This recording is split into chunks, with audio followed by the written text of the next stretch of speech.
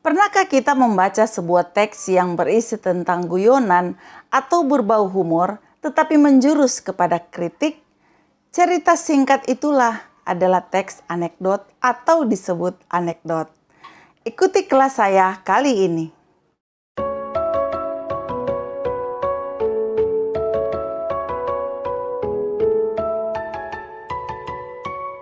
Mari belajar bahasa Indonesia bersama saya Jenny Wenas. Kali ini pembahasan kita mengenai teks anekdot. Teks anekdot sudah dipelajari di kelas 10 SMA, SMK, MAK. Pernahkah kita membaca sebuah cerita singkat yang berisi tentang guyonan atau berbau humor namun menjurus kepada kritik? Cerita singkat tersebut ialah teks anekdot atau anekdot. Nah, mari kita lihat sebenarnya apa yang dimaksud dengan teks anekdot. Teks anekdot sebuah cerita singkat yang menarik karena lucu dan mengesankan, namun bermaksud untuk melakukan kritikan. Anekdot mengangkat cerita tentang orang penting atau tokoh masyarakat atau orang-orang terkenal berdasarkan kejadian yang sebenarnya. Anekdot tidak hanya berbentuk cerita, pengertian teks anekdot dapat juga berbentuk dialog singkat antara dua tokoh. Nah, selain untuk memberi humor, teks tersebut juga memuat amanat, pesan moral, dan kebenaran secara umum. Nah, sebenarnya apa perbedaan antara anekdot dengan humor? Anekdot adalah cerita lucu yang mengandung kritikan, sedangkan humor cerita lucu yang mengundang tawa. Jadi ada beda ya, karena tidak semua cerita lucu adalah anekdot, tapi anekdot adalah cerita lucu. Berikutnya kita lihat struktur dari teks anekdot. Anekdot dibentuk oleh 5 struktur ini sehingga satu teks anekdot itu jadi. Yang pertama adalah abstrak, yang kedua adalah orientasi, yang ketiga adalah krisis, yang keempat reaksi, yang kelima adalah koda. Mari kita lihat satu persatu dari masing-masing struktur ini. Yang pertama abstrak. Pada bagian abstrak, gambaran umum tentang isi suatu teks agar pembaca dapat membayangkan apa yang akan ditulis. Yang kedua, orientasi. Latar belakang masalah peristiwa utama, kemudian krisis, konflik dapat terjadi pada bagian ini. Nah, bagian ini menjadi penyebab timbulnya konflik. Nah, kalau kita buat teks ya, sebentar saya akan berikan contohnya. Kemudian yang ketiga adalah krisis. Bagian ini adalah inti peristiwa suatu anekdot. Terdapat kekonyolan yang menggelitik dan mengundang tawa. Oke. Bagian keempat adalah reaksi.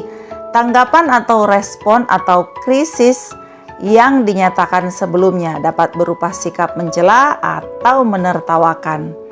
Kemudian yang kelima adalah koda.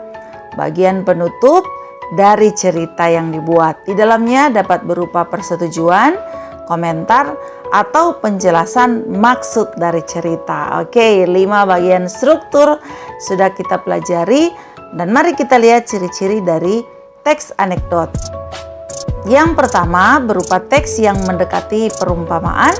Yang kedua menampilkan tokoh-tokoh atau figur yang dekat dengan kehidupan sehari-hari atau juga orang penting. Yang ketiga, memiliki sifat humoris, lucu, menggelitik, dan berbau lelucon tetapi menyindir. Nah, itu intinya ya. Yang keempat, terselip kritikan atau tujuan teks ini dibuat. Nah, kita lanjut pada contoh dari teks anekdot ini ya intinya. Nah, bagaimana itu teks anekdot yang isinya adalah cerita lucu namun mengandung kritikan di balik cerita itu.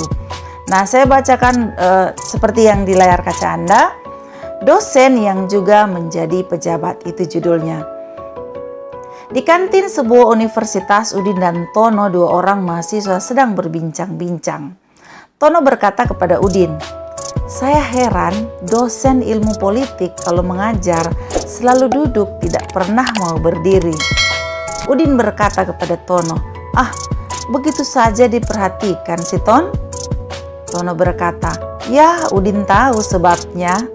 Barangkali saja beliau capek atau kakinya tidak kuat berdiri," kata Udin. Kemudian dibalaslah oleh Tono, "Bukan itu sebabnya, Din. Sebab dia juga seorang pejabat." Udin langsung menjawab, "Loh, apa hubungannya?" Kata Tono kepadanya, "Ya, kalau dia berdiri, takut kursinya diduduki orang lain." Nah, si Udin masih berpikir ya.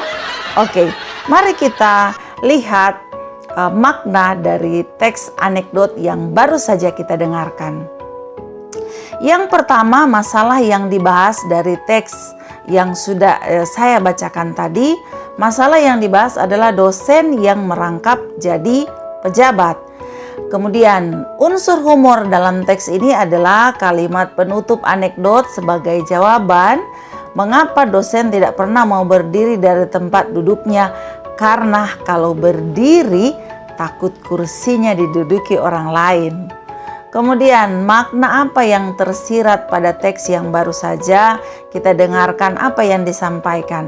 Nah, kritikan pada para pejabat yang takut kehilangan jabatannya atau tidak mau diganti oleh pejabat baru.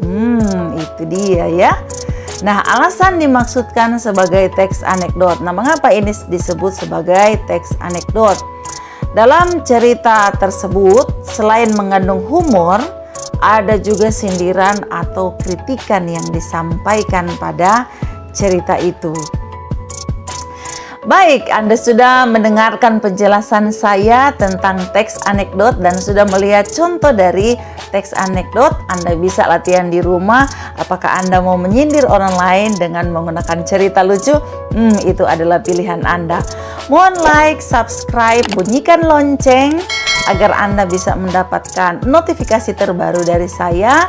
Kemudian berikan komen yang positif atau ada yang ingin Anda sampaikan, boleh Anda sampaikan di kolom komentar.